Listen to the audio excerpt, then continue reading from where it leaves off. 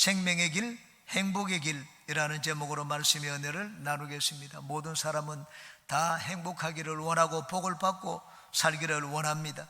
그래서 우리 조상들은 음식을 먹는 숟가락이나 식기 그리고 의복에 수 또는 복이라는 글자를 새겨 놓았습니다. 오래 살고 복을 받기를 원한다는 의미입니다. 그런데 성경은 우리가 복을 받고 행복하게 사는 비결이 어디 있는지 우리에게 잘 보여주고 있습니다. 오늘 같이 읽은 이 성경도 행복과 축복의 비결을 우리에게 보여주고 있습니다. 생명의 길, 행복의 길이 어디에 있는지, 그리고 그것을 얻는 길이 무엇인지 이 말씀을 통하여 같이 살펴보고 은혜를 나누겠습니다. 세 가지를 말씀드리겠습니다. 첫 번째, 하나님께 나아가서 하나님의 말씀을 들어야 됩니다. 한번 따라해 주시기 바랍니다.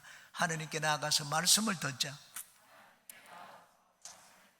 생명의 길, 행복의 길, 축복의 길은 하나님의 말씀에 있습니다. 2절과 3절에서 거듭하여 말씀하기를 너희들은 하나님께 나와서 내 말을 들으라, 그렇게 말씀을 하고 있습니다. 2절입니다. 너희가 어찌하여 양식이 아닌 것을 위하여 언을 달아주며 배부르게 하지 못할 것을 위하여 수고하느냐. 내게 듣고 들을지어다. 그리하면 너희가 좋은 것을 먹을 것이며 너희 자신들이 기름진 것으로 즐거움을 얻으리라. 3절, 너희는 귀를 기울이고 내게로 나와 들으라. 그리하면 너희의 영혼이 살리라. 내가 너희를 위하여 영원한 언약을 맺으리니 곧 다윗에게 허락한 확실한 은혜이니라. 하나님께 나와서 들으면 우리 영혼이 살리라고 말씀을 했습니다. 우리 인생의 행복과 만족은 우리 육체를 채우는 데 있지 않습니다. 세상의 양식은 우리의 깊은 곳에 만족을 주지를 못합니다. 이사야 선지자는 너희가 어찌하여 양식 아닌 것을 위하여 은을 달아주며 배부르게 하지 못할 것을 위하여 수고하느냐고 했습니다. 세상에 있는 양식은 참된 양식이 되지 못한다는 말입니다.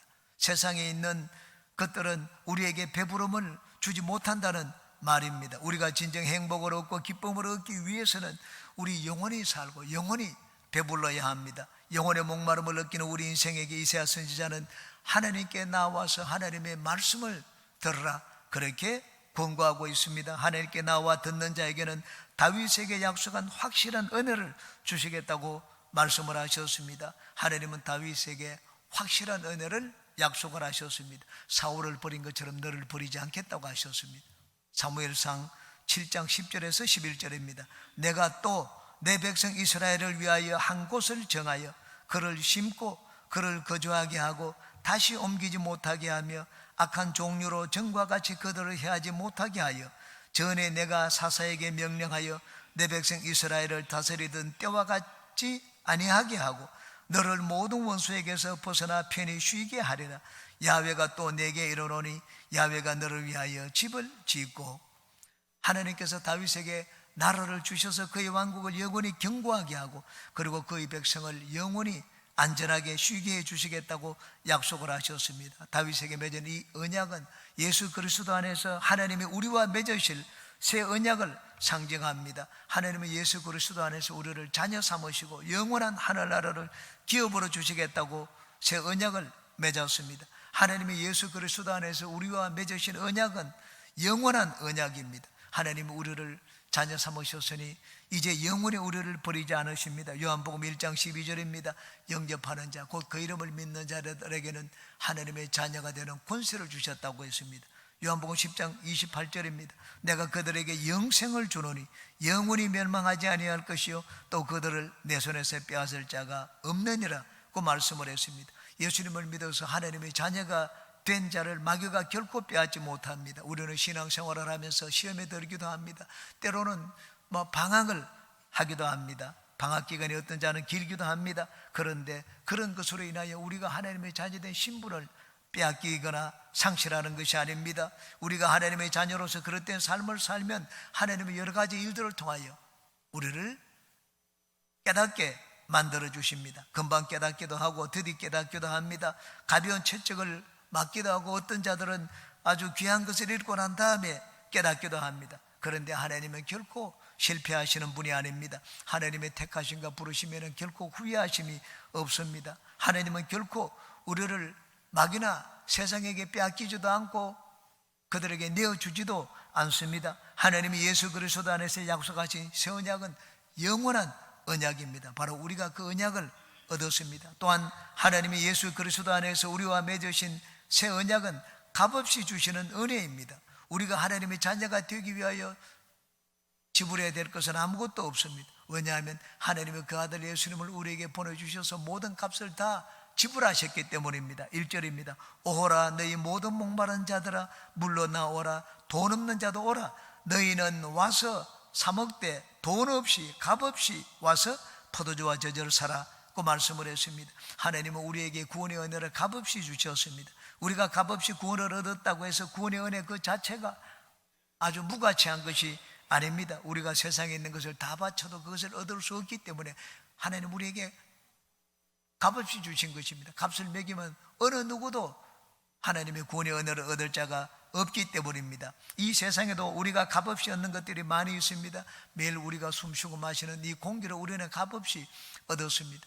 여러분 응급실에 가면은 하루에 이 산소를 마시는 값이 30만 원이 넘습니다. 우리가 평생 하루에 30만 원씩 그 값을 계산하면은 100세가 되어 죽을 때까지 치러야 될 값이 100억이 넘습니다. 물도 하나님이 값없이 주셨습니다. 태양빛도 우리가 값없이 누립니다. 여러분 밤에 어둠을 밝히기 위해서 전기를 켜보십시오. 천문학적인 숫자에 돈이 들어갑니다. 우리 힘으로 얻을 수 없고 살 수 없는 것들을 하나님은 은혜로 값없이 주셨습니다. 하나님은 무엇보다도 하늘나라를 거저 주셨습니다. 예수 그리스도를 믿기만 하면 누구든지 그 은혜를 입을 수 있도록 해주셨습니다. 예수 그리스도 안에서 또한 하늘나라의 좋은 것들을 우리가 값없이 누리게 만들어 주셨습니다. 또한 하나님이 예수 그리스도 안에서 우리와 맺으신 새 언약은 영혼의 만족을 주는 양식입니다. 하나님이 말씀을 하십니다. 2절입니다.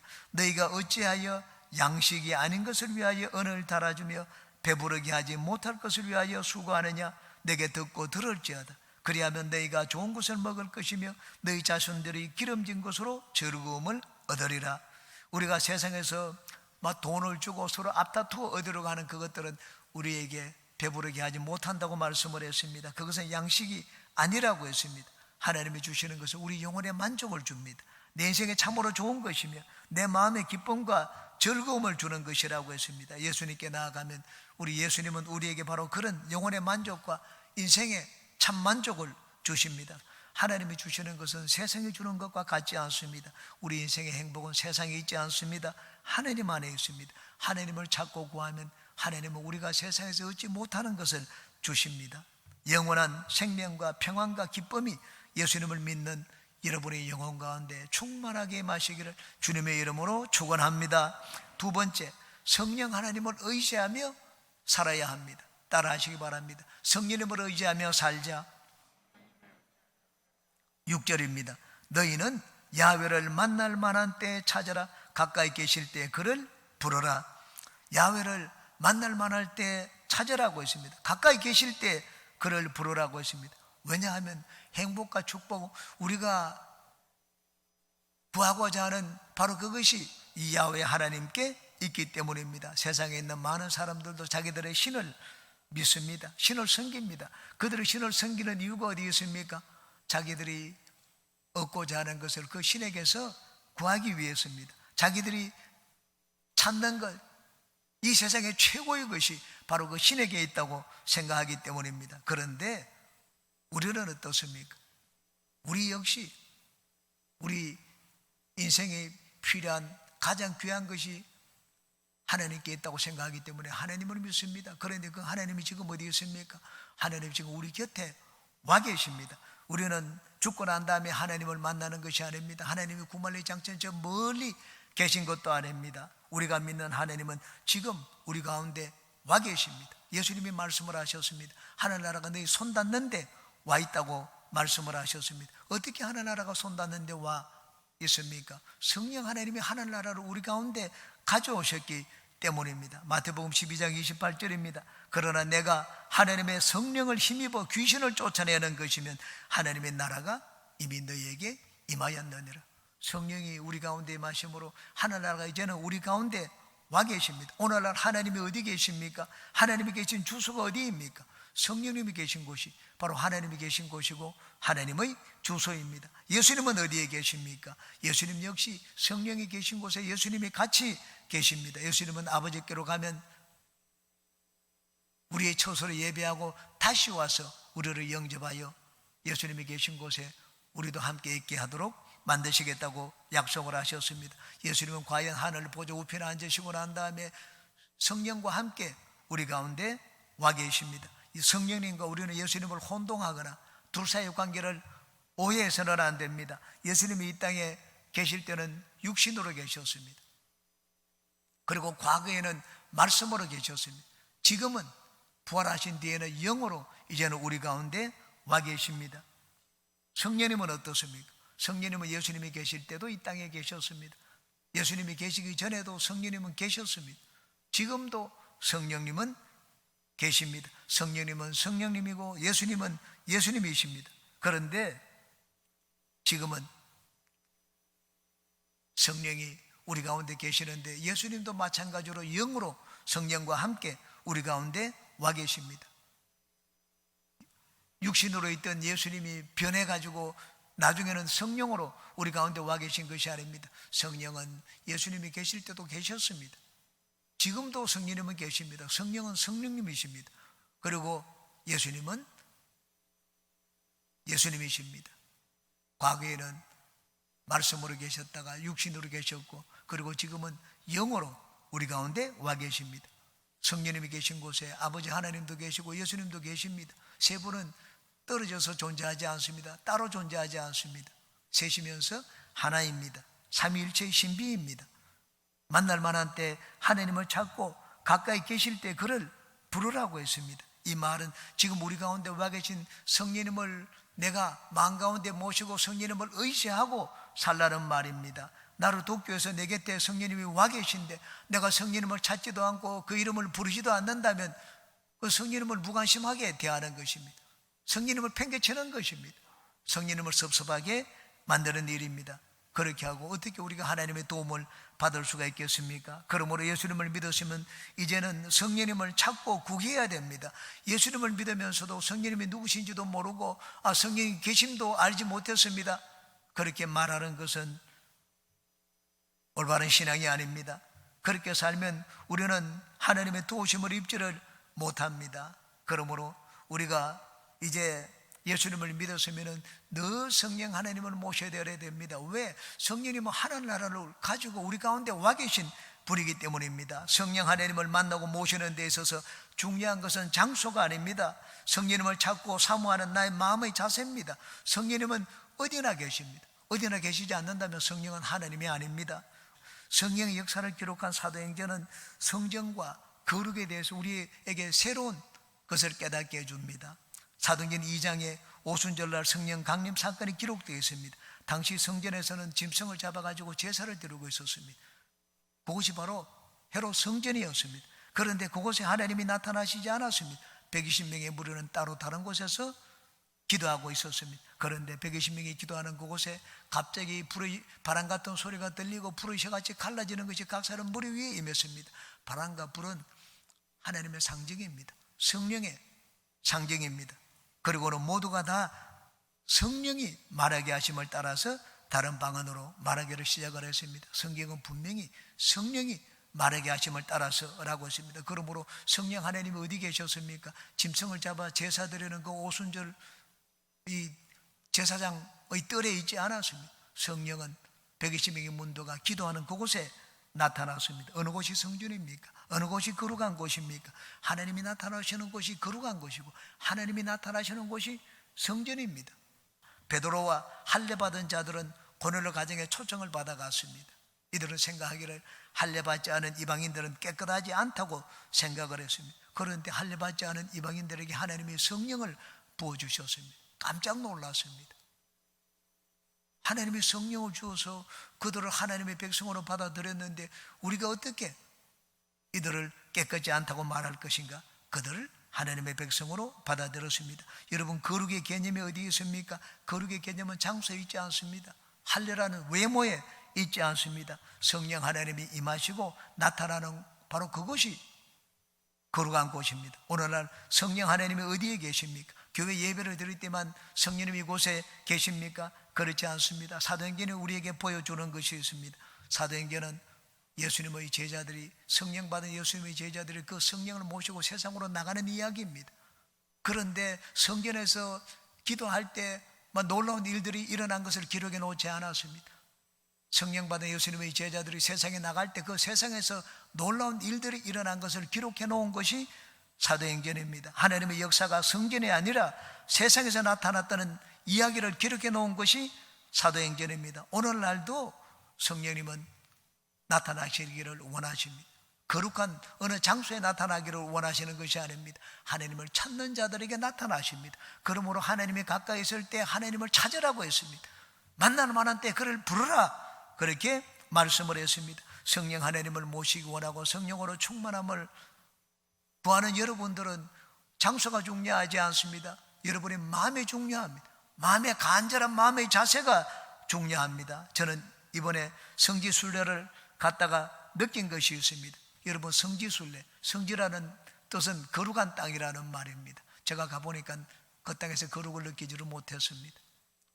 성지순례, 거룩한 곳이라고 해서 예수님의 이 어머니 마리아가 예수님의 탄생을 고지받은 곳, 그런 곳도 가보고 여러 곳을 가보았습니다. 그런데 거룩한 땅이라고 하는데 마음에 별로 거룩함을 느끼지를 못했습니다. 거룩은 하나님을 간절히 찾고 구하는 나의 마음에 달려 있습니다. 성령께서 가장 가까운 내 안에 계시니 예수님을 믿는 여러분들은 여러분 안에 계신 그 성령님을 늘 찾으시기 바랍니다. 늘 성령님을 인정하세요. 늘 성령님을 의지하며 사시는 여러분 되시기를 주님의 이름으로 축원합니다. 세 번째, 하나님에 대한 생각을 바꾸어야 합니다. 따라 하시기 바랍니다. 하나님에 대한 생각을 바꾸자. 우리가 내 가까이 있는 하나님을 찾지 않는 이유가 어디에 있습니까? 하나님이 계신데도 찾지 않는 이유는 내가 잘못된 생각을 가지고 있기 때문입니다. 과연 내 같은 자가 하나님께 갈 수 있을까? 하나님이 나 같은 자를 받아주실까? 내 마음이 이렇게 악한 것을 나도 아는데 내가 어떻게 하나님 앞에 설 수 있을까? 지금은 돈이 없으니까 하나님 앞에 나가지 못하겠다. 좀 돈을 좀 벌면은 헌금도 할 수 있을 때 하나님께 나아가겠다. 지금은 시간이 바빠서 안 된다. 내가 여유가 있을 때, 봉사할 만한 그런 여유가 있을 때, 또 직분을 받았을 때 그때 하나님을 섬기겠다. 이렇게 생각하는 분도 계실 것입니다. 그러나 그렇게 생각하는 분들에게 하나님은 이렇게 말씀을 하십니다. 7절과 8절입니다. 악인은 그의 길을, 불의한 자는 그의 생각을 버리고 야훼께로 돌아오라. 그리하면 그가 긍휼히 여기시리라. 우리 하나님께로 돌아오라. 그가 너그럽게 용서하시리라. 이는 내 생각이 너희의 생각과 다르며 내 길은 너희의 길과 다름이니라. 야훼의 말씀이니라. 내 잘못 때문에, 내 죄 때문에, 내가 충성스럽게 못하기 때문에 하나님께 나아가지 못하는 자들은 하나님께 나아가는 것을 망설이지 말라는 말입니다. 하나님은 두 팔을 벌리고 우리가 주님 품으로 돌아오기를 지금도 원하고 기다리고 계십니다. 내가 과연 하나님 앞에 그것을 구할 수 있을까? 하나님께서 과연 나도 받아주시고 기도를 들어주실까? 우리는 그렇게 생각합니다. 하나님의 생각은 다릅니다. 하늘에서 내리는 우로가 땅을 적시고 씨 뿌리는 종자들 주고 먹을 양식을 주는 것처럼 그보다 더 높은 하늘에 계신 하나님이 말씀을 내리시는데, 이 하늘에서 내리는 비도 우리에게 좋은 것 주는데 그 높은 하늘 보좌에 앉아 계신 하나님이 내리는 말씀이 우리에게 생명을 주고 양식을 주시지 않겠느냐, 그렇게 말씀을 했습니다. 하나님의 크신 은혜는 인간이 청량할 수가 없습니다. 바울 사도는 이 청량할 수 없는 하나님의 은혜를 여러 곳에서 이야기를 했습니다. 고린도전서 15장입니다. 맨 나중에 만삭되지 못하여 난 자 같은 내게도 보이셨느니라. 나는 사도 중에 가장 작은 자라. 나는 하나님의 교회를 박해하였으므로 사도라 칭함 받기를 감당하지 못할 자니라. 에베소서 3장입니다. 모든 성도 중에 지극히 작은 자보다 더 작은 나에게 이 은혜를 주신 것은 청량할 수 없는 그리스도의 풍성함을 이방인에게 전하게 하시고 영원부터 만물을 창조하신 하나님 속에 감춰주었던 비밀의 경륜이 어떠한 것을 드러내게 하려 하심이라. 바울 사도는 100번 죽어도 마땅한 자기를 죽이지 않고 예수님을 알게 해주신 것만도 고마웠습니다. 그런데 그를 충성되이 여겨 다른 사도보다도 더 귀하게 사용하여 주신 것, 하나님 앞에 그 청량할 수 없는 은혜를 고백을 했습니다. 그러므로 우리는 내 생각에 하나님을 맞추려고 해서는 안 됩니다. 하나님을 그냥 내 생각으로 이해하고 판단하려고 해서는 안 됩니다. 내 생각을 내려놓고 하나님의 생각을 받아들여야 됩니다. 하나님의 생각이 어디에 있습니까? 우리가 눈에 보이지 않는 하나님의 생각을 어떻게 알 수가 있습니까? 하나님 말씀입니다. 하나님의 생각이 우리의 생각과 다르다고 했는데 이 하나님의 생각은 곧 하나님 말씀입니다. 11절을 보십시오. 내 입에서 나가는 말도 이와 같이 헛되이 내게로 되돌아오지 아니하고 나의 기뻐하는 뜻을 이루며 내가 보낸 일에 형통함이니라. 하나님의 길을 이루는 것이 바로 하나님의 말씀입니다. 그러므로 여러분은 성경 말씀을 있는 그대로 받아들이시기 바랍니다. 여러분 좁은 생각으로 하나님 말씀을 이해하고 판단하려고 하지 마십시오. 하나님이 그렇다고 하면 내 생각이 안 맞더라도 그냥 받아들이는 것입니다. 하나님 말씀의 의미는 내가 알기 때문에 받아들이는 것이 아닙니다. 내가 그 말씀을 순종하여 살다 보면 이 말씀이 이런 뜻이었구나, 나중에 깨닫게 됩니다. 하나님 말씀을 깨닫는 것은 살아보고 난 뒤입니다. 저는 마태복음 6장 33절의 의미를 진짜 내 피부로, 내 가슴으로 깨달은 적이 있습니다. 먼저 그의 나라와 그의 일을 구하라. 그리하면 이 모든 것을 너에게 다하여 주시리라. 그 말씀을 외우고 가르치고 했습니다. 저는 제대로 그 말씀의 의미를 안다고 생각을 했습니다. 그런데 한 번은 예도에 있을 때 교회에서 집을 얻기 위해서 전세를 얻을 때 빌려간 돈 3천만 원을 한 달 내로 갚으라고 하는 통지를 받았습니다. 그래서 2주 동안 그 돈을 얻기 위해서 이리 뛰고 저리 뛰고 해보았습니다. 결코 마련할 수가 없었습니다. 그래서 2주를 앞두고 그 다음 주는 휴가를 가야 되기 때문에 아내와 함께 기도원에 가자고 했습니다. 기도원에 가서 아내와 같이 아침 금식을 하면서 기도했습니다. 한 4대 시간을 기도굴에 들어가서 기도했습니다. 저는 기도굴에 들어가서 하나님 3천만 원 마련하게 해주세요. 그걸 기도하려고 하는데 몇 번 기도하다 보니까 기도가 안 되었습니다. 아무리 기도를 구하려고 해도 이왕 와서 아내가 다른 기도굴에서 기도하니까는 미리 나올 수도 없고, 그래 그냥 한 서너 시간 동안 다른 걸 위해서 기도하자. 그때 마태복음 6장 33절이 머리에 떠올랐습니다. 그래 먼저 그의 나라와 그 일을 구하라고 했으니 우리 나라를 위해서 기도하자. 그리고 교회를 위해서 기도하자. 한 서너 시간 동안 나라와 교회를 위해서 기도하고 나왔습니다. 아내와 같이 나와가지고 제가 아내에게 막 즉시로 물었습니다. 여보 응답 받았어요? 아니요. 당신은? 나도 못 받았어요. 그리고 그 다음 주일날 우리는 휴가를 갔다가 돌아왔습니다. 휴가를 갔다 돌아오자마자 처조카에서 에게서 전화가 왔습니다. 이모 돈 구해서 못 구했다. 그래? 그러면 우리가 집을 담보로 3천만 원을 이 대출을 받아서 주겠다고 했습니다. 우리는 깜짝 놀랐습니다. 처조카가 집을 담보로 대출을 받아서 그 돈을 갚으라는 것 우리는 1도 생각해 보지를 못했습니다. 그런데 나중에 보니 그것이 하나님의 길이었습니다. 하나님의 길은 사람의 길과 다르다고 했습니다. 하나님의 생각은 우리 인간의 생각과 다릅니다. 저는 그 일을 만나고 난 다음에 마태복음 6장 33절의 의미가 어떤 것인지를 깨달았습니다. 하나님의 생각은 우리의 생각과 다릅니다. 내 생각을 버리고 하나님의 생각을 받아들이는 것은 다른 것이 아닙니다. 그냥 하나님 말씀을 믿는 것입니다. 하나님 말씀을 믿고 순종하는 것입니다. 하나님 말씀은 내 생각보다 훨씬 높습니다. 그렇기 때문에 우리 인간의 생각이나 판단을 가지고 이해하는 것이 쉽지 않습니다. 하나님 말씀에 그러므로 순종하는 것이 쉽지 않습니다. 그렇지만 나의 판단을 내려놓고 내 생각을 내려놓고 하나님 말씀을 받아들이면 그곳에는 놀라운 일이 일어납니다. 여기 하나님의 뜻을 알게 되고 하나님의 구원의 길을 보게 됩니다. 여러분은 하나님 말씀 앞에 여러분 생각을 내려놓고 말씀에 순종하는 삶을 살아서 하나님이 행하시는 놀라운 일들을 여러분 삶 가운데 풍성하게 제 마음에 사시기를 주님의 이름으로 축원합니다.